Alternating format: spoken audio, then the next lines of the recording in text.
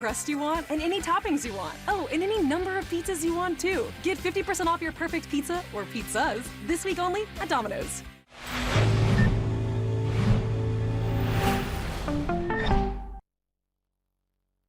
Like we never left, we back.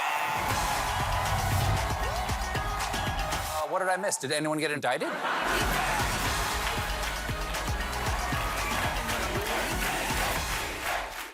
New Survivor, Wednesday at 8/7 Central on CBS.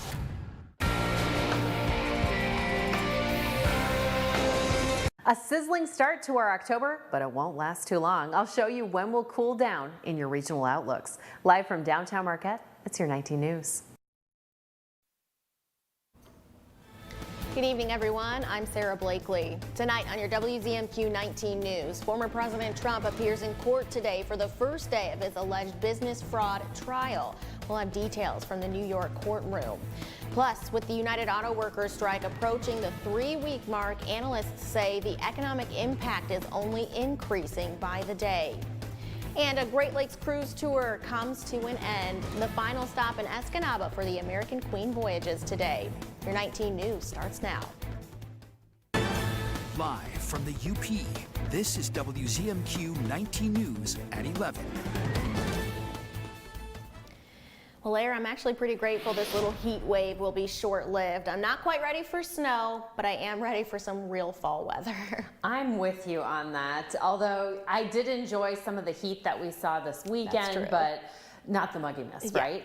We could see some of that mugginess, though, return on Wednesday afternoon. We'll have a warm, toasty Tuesday, and then midweek cold front with chances of showers and thunderstorms pushing in that day and evening. I'll show you that with Futurecast in a little bit. Those temperatures will slide down. As to what Sarah was asking for, that fall weather is on the way. Today, though, we tied with our record of 87 out at the National Weather Service. Your full forecast after the break. Thank you very much, Ariane. Former President Donald Trump appeared in court on the first day of his fraud trial in Manhattan. In the civil case, he's accused of inflating the value of his properties for years in his business dealings with banks and other companies. The case potentially puts control of some of his prized properties, including Trump Tower, at stake. Astrid Martinez has the report from New York. Former President Donald Trump listened to hours of opening statements in the New York fraud lawsuit against him. Trump, his 2 adult sons, and his real estate company are accused of deceiving banks, insurers, and others by exaggerating wealth in financial statements. Donald Trump and the other defendants have committed persistent and repeated fraud. During the day, Trump lashed out against the judge in the non-jury trial and New York Attorney General Letitia James. She is seeking $250 million in penalties and a ban on Trump doing business in New York. We have a rogue judge who rules that properties are worth a tiny fraction, 1/100th, a tiny fraction of what they actually are. We have a racist attorney general who's a horror show, who ran on the basis that she was going to get Trump before she even knew anything about me. Trump is accused of misrepresenting his net worth by over $3.5 billion, inflating his assets to secure better loan terms. Attorney for the state of New York, Kevin Wallace, told the judge they were lying year after year after year. Trump's former fixer, Michael Cohen, said in a deposition played in court that he and former Trump Organization CFO, Alan Weiselberg, were tasked with inflating assets to obtain the number that Trump wanted. Let's say it said he was worth $6 billion. Well, he wanted to be higher on the Forbes list. And he then said, I'm actually not worth $6 billion. I'm worth $7. In fact, I think it's actually now worth $8. Trump attorney Chris Kise called Cohen a serial liar and said everyone has a different opinion as to valuation. The former president called the trial rigged and a witch hunt, despite the fact that the judge ruled last week he had committed fraud. The civil trial is expected to last into December, and former President Trump could testify. A lawyer for Trump said in opening statements that defense experts will testify that assigning values to properties is a matter of opinion and that there is no such thing as objective valuation. Meanwhile, developing now, Congress has a little more than a month to find common ground on long-term funding that will keep the government open and running. President Biden is calling on lawmakers to move quickly, but the leaders have their work cut out for them on a range of issues. Skylar Henry has more from Capitol Hill. President Biden is pressing Congress to reach a long-term funding deal. Don't waste time like you did this summer and pass a year-long budget agreement. He's also adamant about getting more money to Ukraine in the country's war against Russia. We cannot, under any circumstances, allow America's support for Ukraine to be interrupted. Support for Ukraine remains a hot-button topic on Capitol Hill. The stopgap bill Congress passed over the weekend to keep the government open did not include the $300 million originally proposed to help Ukraine's war effort.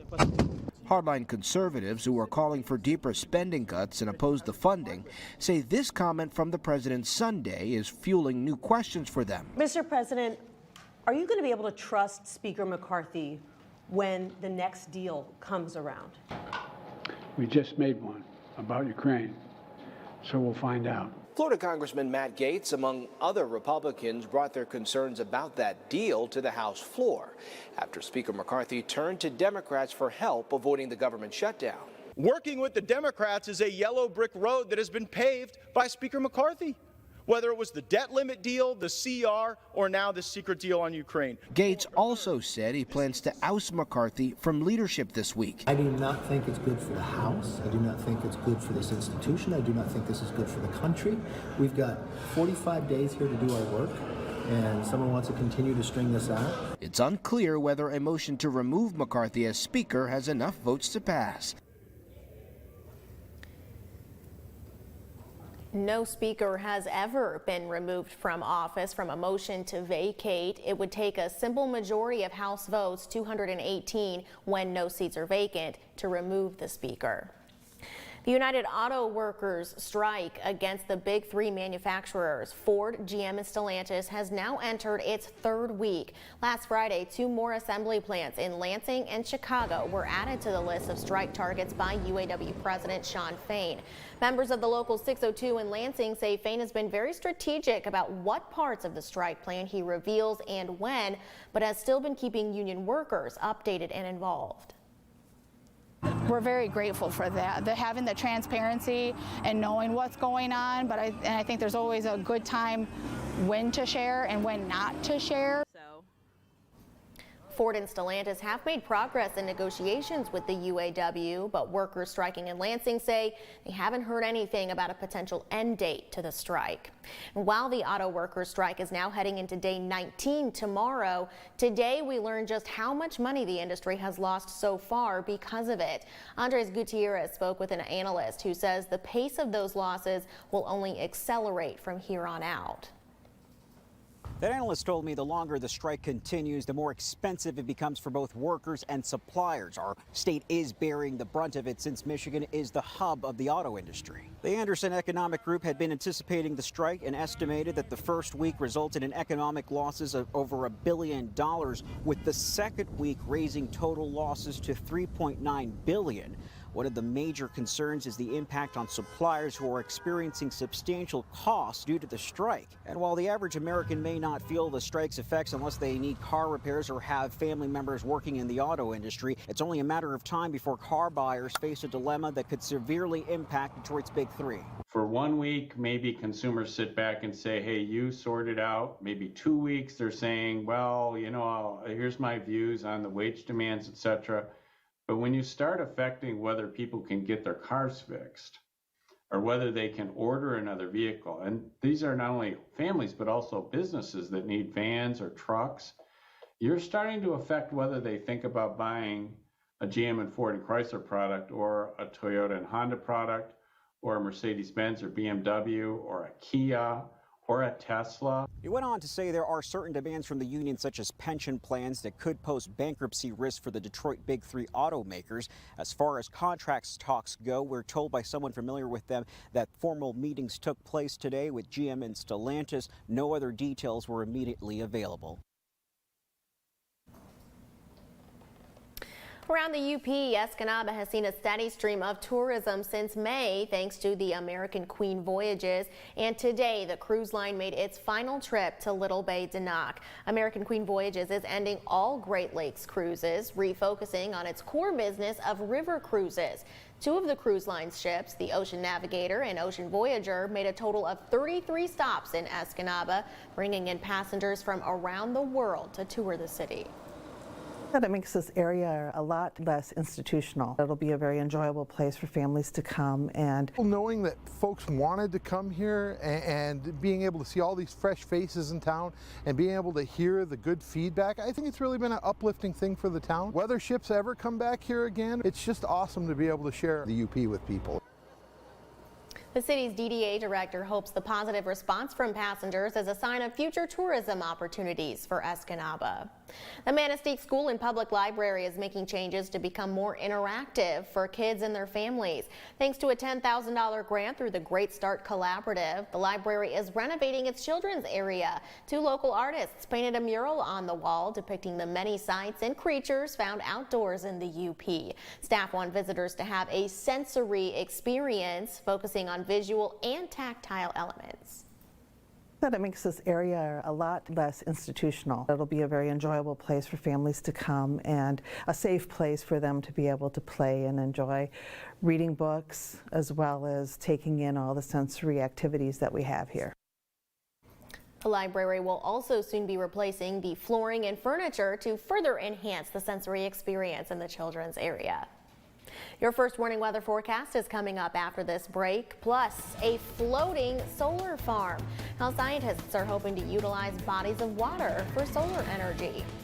And later, the late night laughs return. The Late Show with Stephen Colbert is back on the air as the Writers Guild makes a deal.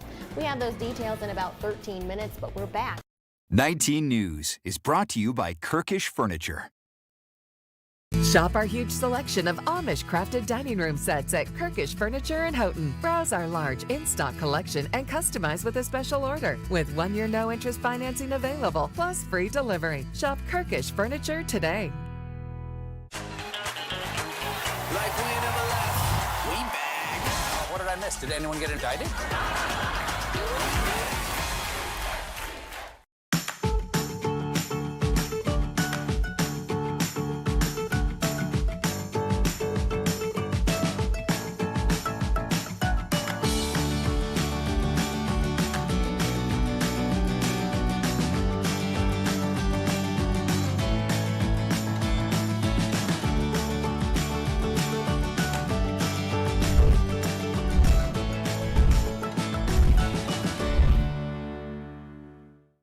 Funerals can be emotionally devastating for a family to go through. Besides the sorrow, loved ones are left with the high cost of arranging a funeral. Funeral Advantage was formed to help protect your family when they need it most. It pays your loved ones up to $20,000 immediately for funeral and any other expenses. It's a good feeling to know that my family will be taken care of if anything happens to me. Funerals can easily cost $9,000 or more, but government benefits pay only $255, leaving your loved ones to pay the rest. It's so easy, just answer a few simple health questions. This is so affordable, even for someone like me who's on a fixed income. If you're 40 to 85, get information on how to protect your family. Funeral Advantage is something we all need. There's no risk or obligation. Call now. Get the facts about how easy it is to protect your family. Call 800-845-5191. Don't wait. Call now.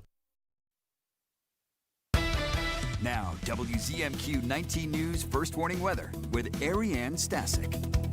Currently, we've got mostly clear skies out there. Temperatures anywhere from about 64 over here in Sault Ste. Marie up to 73 over there in Houghton, as well as Ironwood. We will see these temperatures dropping a little bit this evening. Most of us in that 60-degree range. Still warm out there. Windows open, right? But every day as we go through this week, we're going to see these temperatures during the day and evening drop down to more fall-like weather. So we've got mostly clear skies tonight. small chance of showers, maybe thunderstorms or thunder showers over in the northwest. Temperatures, like I said, 55 to 65 tomorrow will warm up possibly near record temps. So let's cross our fingers for that. Then we'll expect cloudier conditions on our Wednesday, and those showers likely to return possibly with thunderstorms as well. If we check in with the comfort index, where's our comfy zone? This ideal range will stay here for most of our Tuesday morning into the evening, but we may jump up into that hot and humid zone there a few times on our Tuesday. But other than that, it should be a gorgeous day. Winds coming out of the south, fairly calm at the moment. We're going to see these winds pick up some speed this evening, some gusts possible, but more likely on our Tuesday, maybe even into Wednesday. See about 22 miles an hour here in Marquette Tuesday morning, and then even in the evening, especially down in Escanaba as well as Manistee, up to about 25, 24. And then Wednesday morning, check it out, maybe 33 miles an hour there in Manistee, and staying fairly breezy into that Wednesday evening with those gusts, but still coming out of the south for the most part. As you can see, there was a little bit of a wind change direction. We'll see some winds coming out of the west. Right now, the past couple of hours, it's been fairly dry, but as you can see, a couple of sprinkles there over in the northwest. As we zoom into current conditions, there might be some drizzle as we make our way into this evening, but mostly clear skies. We should stay fairly dry, and then sunny conditions on our Tuesday as those clouds eventually clear out mid-morning, and then we'll expect temperatures to drop down midday around 7 a.m. on Wednesday. Yes, we just skipped through Tuesday evening. It should be mostly clear and dry. Wednesday morning, we'll see maybe some showers passing through Gogebic, heading up to Eagle Harbor, and then as well as Iron River, Iron County area. Midday, we could see some showers here in the central locations, and then again along Lake Michigan as we make our way into that Wednesday evening. We'll expect mostly clear skies and then some clouds possible over here in the east. Okay, Tuesday school outlook. It should be fairly warm for your students in the morning, about 60 to 70, and we'll get really toasty in the afternoon like we just talked about. Breezy conditions on the way. Highs very warm, about 82 expected here in Marquette and 84 over there in Lance. Just going to be really toasty. Taking a look at the rest of our week, like I said, those temperatures dropping down to fall conditions on Friday. Well, it certainly feels nothing like fall today, but in some parts of the state, the autumn leaves are already peaking in color. Kirsten Mitchell spoke with an arborist about how the summer drought, recent rain, and record heat are impacting this year's fall colors over in Minnesota. Perfect. Why don't you guys look at each other? Beautiful. I love that. During the hottest October day on record, fall is the busiest for photographers. Oakdale Nature Preserve may not feel like fall, but it is starting to look like it. The field is so beautiful. The trees are beautiful. So there's some good versatility here. Christine and Justin Tower had a family photo shoot ahead of their twins' second birthdays. She did our newborn photos, their newborn photos too. So every year we try to get, because they just grow so fast. You want to see the leaves? Still green in many places around the Twin Cities, but to the north near Bemidji and the Boundary Waters, fall colors have already peaked. It's happening earlier than this time last year. Stress can cause early leaf drop, just skipping past the fall colors altogether. Arborist Nick Cantala says despite recent rain, much of the state is still under drought conditions, impacting fall colors. But it's probably going to be a little earlier than we're used to. It's also probably going to be a little more muted than we're used to, especially in natural areas and in parks where they don't get the care that urban and suburban lawns tend to get, where people actually water their trees. Isabel Schwartz noticed her tree changed early. We were actually just on a walk in White Bear yesterday, and we were smelling all like the pines and even like the maples when they're turning. It's like the fermenting of the leaves, but it smells sweet, like maple syrup. The Towers are hoping to drive up north to see the leaves soon. It's part of the Minnesota culture, and we appreciate the change in the seasons, and not every state gets to have that luxury, that benefit. The state parks around here, the city parks, there's just a lot of great resources. People who want to see fall colors, they can go see them, and they're probably closer than you think. Just don't wait until it's too late. And if you have trees outside of your home, arborists recommend watering them as long as you can until the ground is frozen. Well, we all know that water and electricity don't really mix, but a growing green technology floats solar panels on the surface of lakes and seas. A recent study shows it could become a significant source of energy for the planet. Bradley Blackburn shows us where it's already making a difference. In Sayreville, New Jersey, a green future is hiding in plain sight. When it was installed in 2019, this photovoltaic solar array was the largest in the country. But many residents still have no clue it's here. It's a quiet, unobtrusive way for us to generate that power. The town didn't want to cut down trees for a solar field. Ultimately, this will be drinking water. But this municipal reservoir was wide open. They're not making any more land. So let's apply it where we have the open space. The possibility arises of putting vast amounts of solar floating on calm tropical seas. Andrew Blakers studies floating solar. He says it saves land for crops or other purposes, and there are plenty of viable bodies of water to theoretically power the entire planet. The global capacity of floating solar panel systems is projected to jump 7-fold by 2030. It's already used in places like Thailand. Even the U.S. Army is installing it on bases. Solar really is the solution to climate change and will be far larger than everything else put together because its resource base is vastly larger than everything else put together. And another benefit, in hot, dry climates, the coverage from these solar panels can reduce water evaporation from reservoirs. In Sayreville, officials say they've found their floating system safe for the water and good for the environment. It also saves money by powering the water treatment plant, and they can sell extra energy to the grid. This gives us a lot of other benefits, but the one I'm most concerned with is keeping the burden off the taxpayer. An energy option floating to the top as the world searches for greener power. Water and land-based solar capacity is growing quickly in the U.S. For the first time, solar makes up more than half of all the new power facilities planned this year. Still ahead tonight, keeping the kitchen sanitary, the alarming results of a new study about how clean people are or aren't in their home kitchens and the dangers that come with that.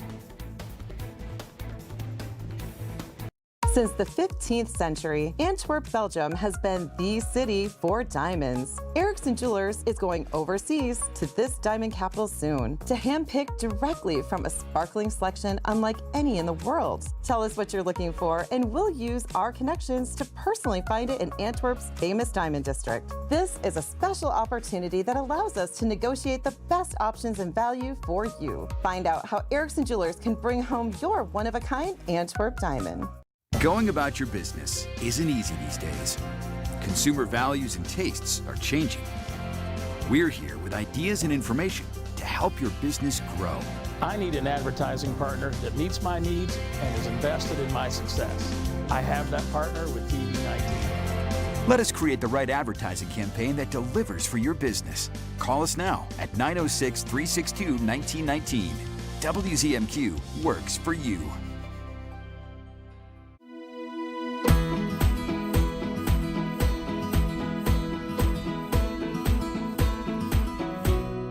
This is home, it's where we wow, good job. This is home, and together we're strong. Oh, this is home.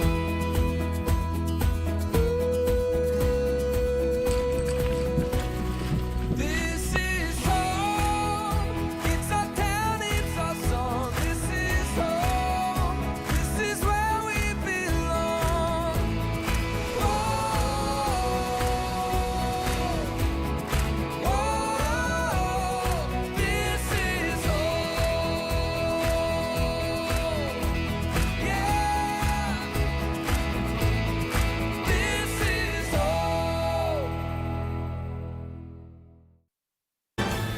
You're watching the award-winning WZMQ 19 News, live and local with Sarah Blakely. The findings of a new study from the USDA may or may not shock you. Most people fail to properly wash their hands when prepping and cooking. Michael George has more. Breakfast is the most important meal of the day, but a new study shows Americans need a lesson on how to safely prepare it. We found some pretty shocking trends. Researchers at the USDA observed participants in a test kitchen preparing breakfast foods. Hand washing before, during, and after preparing a meal is essential to prevent the spread of bacteria. Yet 96% failed to properly wash their hands. 87% of people that participated in the study said that they washed their hands before meal preparation, but when we actually looked at what they did, only about 44% of people did. Meredith Carruthers from the USDA shows us how it's done. Wet hands with water, lather with soap, scrub hands for at least 20 seconds, rinse hands with water, and dry hands using a clean towel. The survey shows cross-contamination is more prevalent in the kitchen than we realize. About 1 in 6 people in the U.S. get sick from foodborne illnesses each year. Eggs are a breakfast staple but can have bacteria that cause illness. Nearly half of the participants did not attempt to wash their hands after cracking eggs. And another food safety misstep, 92% failed to insert a food thermometer correctly in a sausage patty. We are seeing good rates of people using a food thermometer, which is definitely improving from previous studies that we've done. But if you don't use it properly, you still might not actually tell if something's fully reached that safe internal temperature. And make sure you insert the thermometer to the center of the raw sausage patty through the side to get the most accurate reading. USDA researchers put a harmless bacteria in the sausage to test how it moved across the kitchen. They found the bacteria in the sink, on other surfaces, even in the fruit used for the fruit salad, showing how widespread cross-contamination can be if you don't take precautions. In other health news, breastfeeding children could help reduce obesity. Children who were breastfed are less likely to be obese as they grow older. Research presented for the European Association for the Study of Diabetes shows that babies breastfed for at least 6 months had a lower percentage of body fat at age 9 compared to children who weren't breastfed. The research also showed children who did not drink soda before 18 months had lower levels of body fat. Hollywood writers are back on the job, which means the laughter returns to late night TV. Allie Bauman caught up with Stephen Colbert fans outside the Ed Sullivan Theater in New York. We're back on Monday with a new monologue. Anything happened in the last 5 months? Stephen Colbert is back at the desk after a 5-month-long writer's strike that dimmed the lights at the Ed Sullivan Theater. He's brilliant, he's funny, and we've missed him a lot. A giddy Colbert posted this video from the set last week. We just had our first all-staff meeting, and we are ready to go on Monday with an all-new Late Show. Colbert and the other late-night talk show hosts will surely address the strike in their monologues Monday night, just as they voiced their support when scribes walked off the job back in May. These are our writers, and I'll stick myself in there because I'm WGA too, and they're so important to our show. Last Week Tonight with John Oliver returned to HBO on Sunday, and the comedian quickly aired his thoughts on the job action. While I'm happy that they eventually got a fair deal and immensely proud of what our union accomplished, I'm also furious that it took the studios 148 days to achieve a deal that they could have offered on day one. Here at the Ed Sullivan Theater, fans lined up to see Colbert in person for his first show back. As soon as I heard the writer's strike was over, I was checking for tickets. You have to be a part of the audience. You have to feel that energy. It's a one-of-a-kind experience, for sure. The ongoing actors' strike limits guests on the late-night circuit. Actors are not allowed to appear and promote movies and shows if they are for studios at the center of that dispute. What is a Kelsey, and where can I find one? But fans and Colbert himself are delighted to laugh together again. Colbert's guests tonight include astrophysicists, and you can catch that show at 11:35 p.m. Eastern Time right here on CBS and live on demand on Paramount+.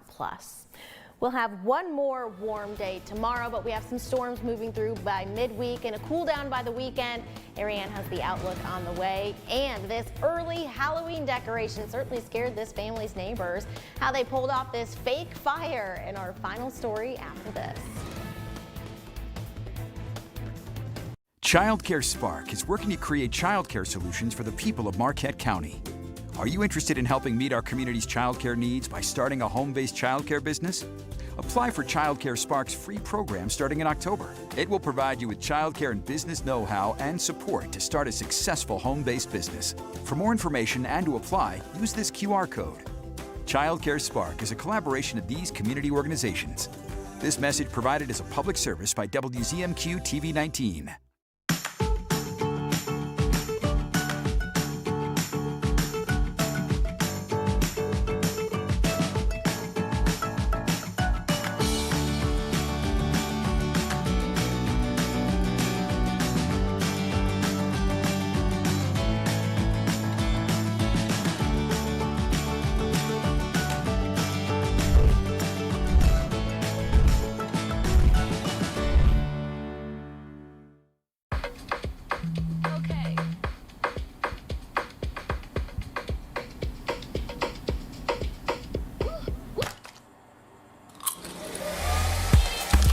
Getting ready, we all have our routine. Finding an outfit. Fixing your hair. And all the other little touches. Gum, check. Keys, check. Phone, check. But of all the things you remember to bring with you, naloxone could be the most important. It can reverse an opioid overdose. You can get it without a prescription in most states, and it's really easy to use. If you or someone you know is at risk for opioid overdose, naloxone could save their life. Keep it on you and at home. For more information about naloxone, visit cdc.gov/stop-overdose. We've got some warm temps out there right now, mid-60s, close to 70s or just above 70s, mostly clear skies. Let's take a look at what's happening tomorrow. We've got warm temperatures expected, and going into our Wednesday, we'll have chances of showers, mostly cloudy skies, and then those temperatures dropping down just a little bit into the 70s, and we'll expect those temps to keep dropping down throughout the week as we take a look here at the 7-day for Escanaba. About 68 on Thursday, which is Apple Betty Day, National Apple Betty Day. I hope I got that right, Betty Apple Day. And then Friday down to mid-50s for Platter Day. Make sure you've got your plaid ready to go. We'll have shower chances starting on that Friday. And if you haven't gotten out to see those fall colors, I heard they are very much popping, especially in the west portion of the UP interior and inland. We've got some pictures we'll show you tomorrow. Thank you very much, Ariane. Finally tonight, fire crews responding to a reported house fire in a New York suburb on Saturday were surprised to find no actual fire, but a pretty incredible Halloween display. Video given by the homeowner to the Glens Falls Fire Department shows the house they were called out to for a confirmed structure fire, which, as you can see, is actually a fake fire. The fire department said this display was made out of 2 LED lights, a box fan, a silver sheet, and a fog machine. The homeowner said the display will be up Friday and Saturday nights for the public's entertainment until the end of October. Maybe they should have called the fire department before just to give them a little heads up, but I gotta admit, that's really clever. It's a little terrifying though too, because I would be like, on the phone, I would be the same. Put a little disclaimer in your front yard. Yeah, like with the thriller zombies that I saw. There you go. No. People are just so creative. I wish I were creative. I was just going to ask, have you decorated? Do you decorate? I don't decorate for Halloween. I just eat the candy. The wait is over. England Furniture's quick shipping is back at Kirkish Furniture. Choose your style and fabric and receive your furniture in as little as 30 days. Browse our in-stock selection or let our staff help you customize the perfect sofa or chair. Plus 1 year free financing and free delivery. Tomorrow is more than just a fresh start. Tomorrow is a long time coming. It's continuing the work we started